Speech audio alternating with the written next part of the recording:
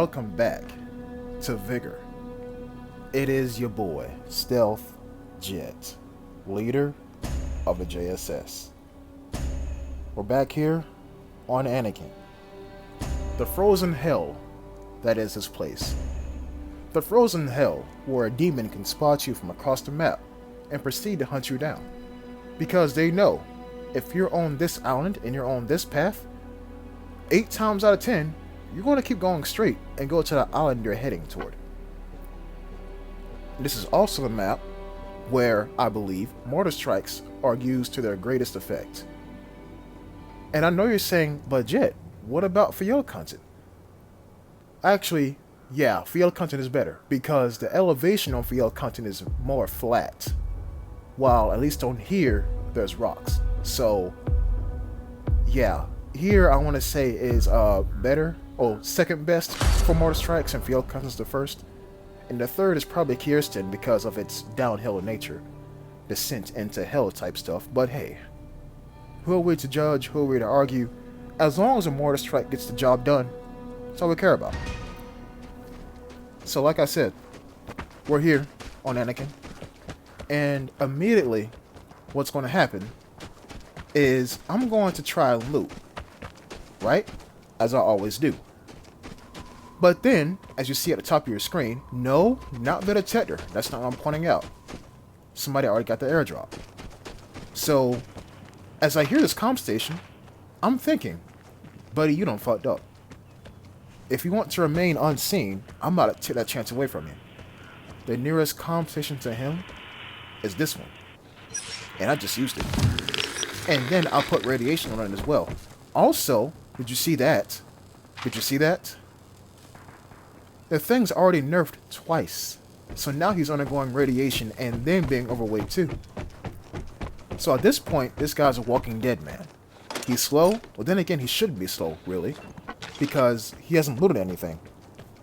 He hasn't. So, we want to see what he does. Gets fucking destroyed. And you see, people, this is why I tell you, if you happen to grab an airdrop, please, by all means, make it your first objective to stuff the damn thing. And look, if this was with Lone Wolf turned on, this would be a war. It wouldn't be over by now, but it'll be a war. Because teams will fight teams. Now, I might disappoint you all here, but I'm going to try to kill this guy with an L85. Aiming in front of him. Hit him once. Hit him twice. Now, third time I didn't hit him. Obviously. That shit sucks. Right? So, I'm thinking he's overweight and he's radiated. Shouldn't he be near death right about now? And I'm going to say it. If I would have hit him with a ZA M76, he would have been dead. One shot would have killed him. Not 3 or 4 like how I think it's taking me to do so right now. But you see, that window of opportunity was all I had. That's him leaving. So when I realized that, I decided to stay vigilant. Because now, 2 people are gone. If anybody runs across anybody else, like me running across this guy seen just now, remember, gunshots attract players, then it's going to be a fight. If you didn't see the guy who I seen, oh, don't worry, you're about to see him. There he is right there. Now here's the thing. He got me in the most perfect position for him. But here's one thing he doesn't have. Ordnance. Yeah, this shit changes tides. So I'm going to drop it. Wait for him to do something. Fire.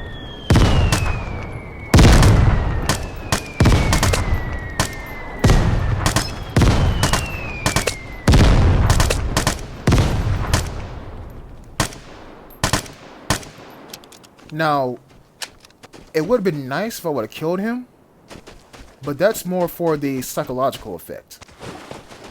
The effect of, oh shit, this guy knows how to aim. Have you ever been in an encounter where you're running at full speed, serpentining, trying to avoid bullets. And yeah, this guy's back up here looking for me. Serpentining, trying to avoid bullets, and somehow, some way, the fucker keeps hitting you. You're like, damn, this guy knows how to shoot. That's what I was trying to put on to this guy right here. That's what I was trying to do. Suppressing fire? Yes. Psychological effect of hitting him while he's running away, thinking that he can't get hit because he's running away? Sure. But I want to get away from him. Now here's the thing, right? You can predict where players are going some times out of 10, maybe 3 times out of 10. So here's what I was thinking. I was thinking this guy was going to chase after me going up that hill that ran up around the side. I know it's a transmitter and leave it alone. So I'm still trying to evade him. Also, this guy with a very ambitious H-bar T trying to take me out from across the map. I made a point in a past video talking about players in this game shoot to hit and not shoot to kill. That was a prime example right there. Because look, even if that guy with the H-bar T hit me, it wouldn't have killed me. He just gave away his position for nothing. Do you understand what I'm trying to say now? That's why I always go for headshots, because by this point, I know somebody is near that detector, and it's probably the same dude with the H-bar T. Number 1, camping the detector. Number 2, trying to become a threat with an H-bar T on Anniken. It's possible, but I would like to think you gotta be a little bit closer than that. Notice how my objective still says evade. It still does, right? What if I told you I'm not alone? And not because of those gunshots. And yeah, I almost did an emote right there. We're not going to talk about that. Now, container's open. Walk in here. I know I got an L85 on my back, but hey, SVD and Magnum. Fully kitted out. Medium range, long range, short range. That's what you want. I also got 2 PSDs. So I was thinking about booby trapping this container. Thinking about it. Do you hear that? Yeah. He's back. I didn't evade him at all. So here's the thing. He doesn't have in headphones. Because if he did, he would have heard me running away and rushed over the hill. But instead, he's stealthily approaching that container. And so, I take this opportunity to back off and get a height advantage. Because if this works out perfectly in my favor, then I could try to kill him or just come out the container. But the thing is this. I don't want him to see me up here. That's why I'm prone behind this rock. But there he is right there. Now here's the thing. When he jumped up like that, I thought he seen me. That's why I decided to relocate. Like so. Now, the thing with the difference between evasion and relocating. Evasion means you're trying to leave them alone. Relocating means that you're trying to get position on them and take them out as quickly and as with less ammunition as possible. You see, you can have all the weapons in the world, but if you don't see your opponent, well, I say that. Let me stop that sentence right there, because weapons, ordnance, same thing. You don't gotta see them, and you can still kill them. So now I'm up here, LED5 in hand, waiting for this guy. Now look, we've seen him go this way, right? But I don't see him anymore. He could be anywhere. He could have walked into the boat. He could have chased my path. He could have done anything. But notice how my objective still says to relocate. It's going to change in a minute. Actually, it's going to change right now. Then I go back to staying vigilant. You gotta be aware of your surroundings in this game, people. You gotta be. That's why you'll always see my camera moving around. And when I hear that gunshot right there, shit sounds exactly like an H-bar T. And would you look at that? There he is. and the airdrop to my left. Now, this is a bit greedy of me. I'm gonna fully admit that. You heard the airdrop fall to my left. I could have took that airdrop. I could have left at the exit. But, remember that guy that we left alone? Yeah, he's still alive. Now, this guy is really bloodthirsty. He just wants to shoot people to shoot them. At no point did he have a chance to kill me right there. He had his HRT on single anyway. He couldn't have let off that many rounds to kill me. But now he's coming for me. Because again, at the beginning of the video, I said, if you're going this way, chances are your opponent's going to see you. Now, there are a bit of rules of engagement I always like to carry out. But sometimes I gotta throw the rules out the window because of my opponent. Look at what this guy's doing now. Look at him. He's staying put, and then he moves, while I'm not visible. I decide, is a mortar strike worth it? Check behind me, make sure I'm not being spotted by somebody, I don't know, with an SVU. Then he moves again. Notice how he's always moving, and it's making it hard for me to keep track of him.